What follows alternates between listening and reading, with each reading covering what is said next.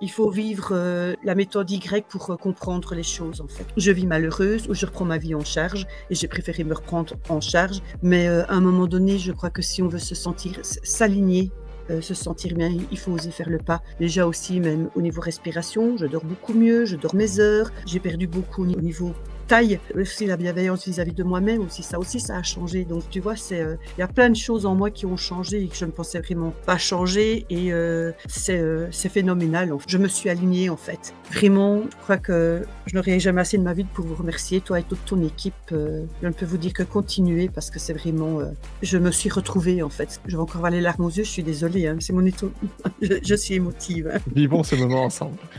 Pour commencer tout simplement, est-ce que tu peux juste te présenter, Nathalie, où est-ce que tu vis, puis qu'est-ce que tu fais dans... Voilà, ben, je m'appelle Nathalie, je suis divorcée, j'ai un fils de presque 25 ans maintenant. Je suis enseignante, donc institutrice maternelle pour ceux qui connaissent. J'habite en Belgique et j'ai une casquette de chef d'école aussi. Donc au point de départ, je vivais mal ma situation, mi-temps classe, mi-temps au Mhm. bureau, parce que c'est deux métiers totalement différents et je n'arrivais pas à trouver ma place. J'étais mal dans ma peau.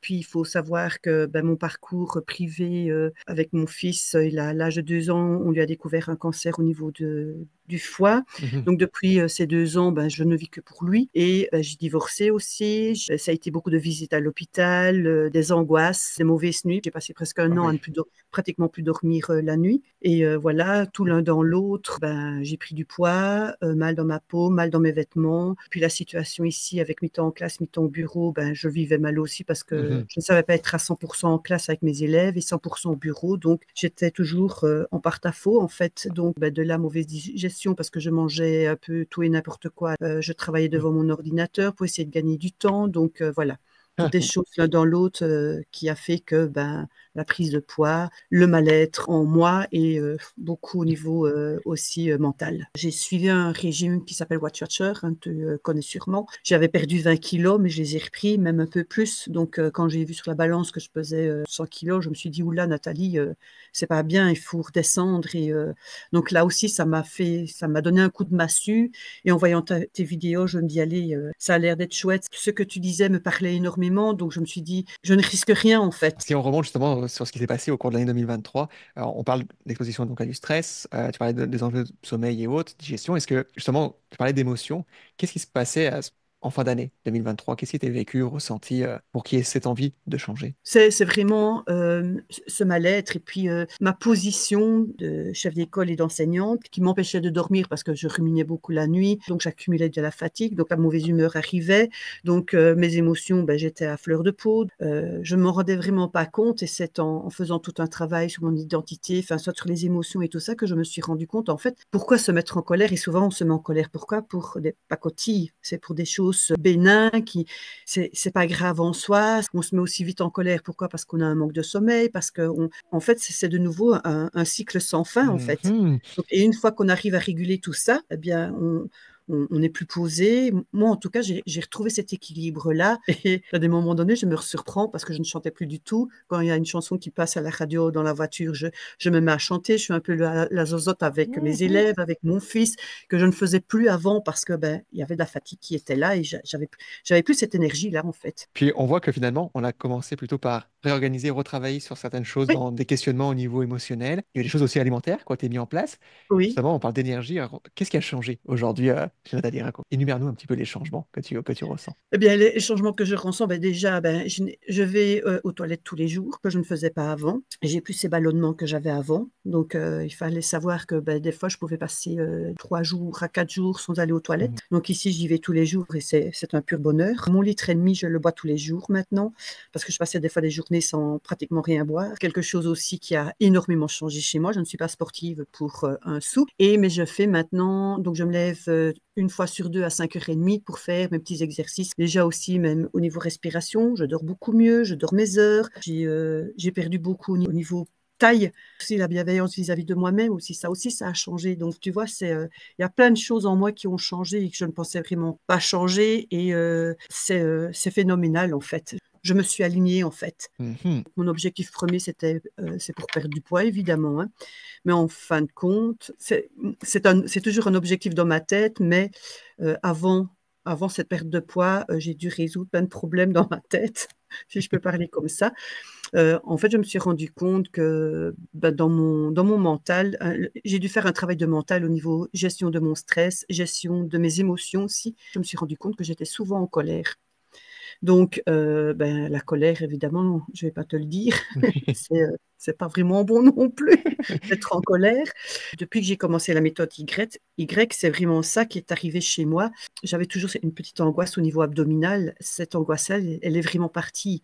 Donc, j'arrive vraiment à gérer ces moments de stress et ces moments d'émotion aussi. Finalement, tu as appris plein de choses sur toi, sur Oui, tes habitudes. Mais qu'est-ce qui oui. t'empêchait à l'époque, en fait, de le faire par toi-même, Nathalie? Eh bien, l'échange qu'on a avec vous, hein, le lundi punchy, les échanges, ben, il y a un moment donné, le mercredi Le coaching. protagoniste, Mhm. ben, je me suis effondrée et ça m'a fait énormément de bien en fait. J'ai un peu touché le fond, mais j'ai su rebondir par après parce qu'il n'y a que de la bienveillance chez vous. Donc voilà, Donc, voilà, tu t'es retrouvé, puis finalement, l'obstacle qui te manquait, c'était d'avoir ce cadre, ce soutien qui te permettait voilà, d'avoir ton c'est moment ça, à toi, voilà. puis de retravailler sur des choses qui Mhm. peut-être étaient mises sous le tapis ou de t'autoriser à aller mieux Voilà, finalement. c'est ça. Je pense que tu as trouvé le bon mot. Motoriser. Je pense que c'est vraiment ça.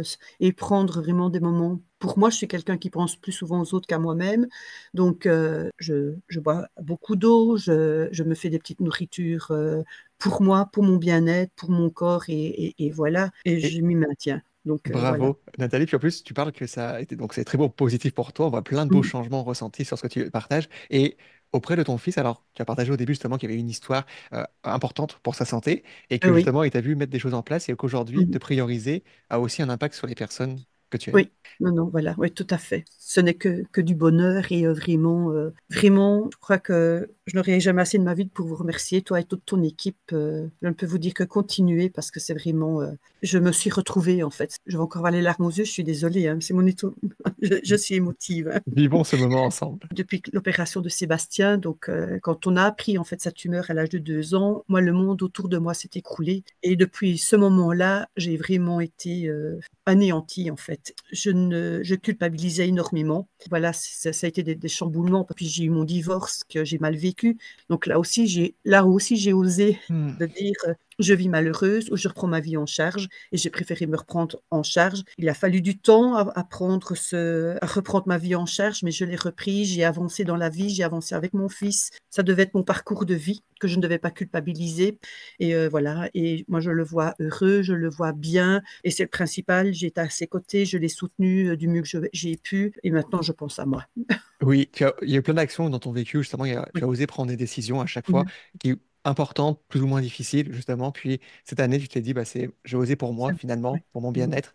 Et on voit que cette action, aujourd'hui, bah, dérive sur une Nathalie 2.0, on pourrait dire Voilà. Oui, tout à fait. Mhm. comme ceci. Est-ce que la décision, justement, de te prioriser en janvier 2024 a été facile? Est-ce qu'il y a eu des réticences, des peurs, justement, à ce moment-là, avant qu'on se lance? Ben, oui, la peur que ça ne réussisse pas, mais à un moment donné, je crois que si on veut s'aligner, se sentir bien, il faut oser faire le pas. Et moi, en tout cas, je ne le regrette pas.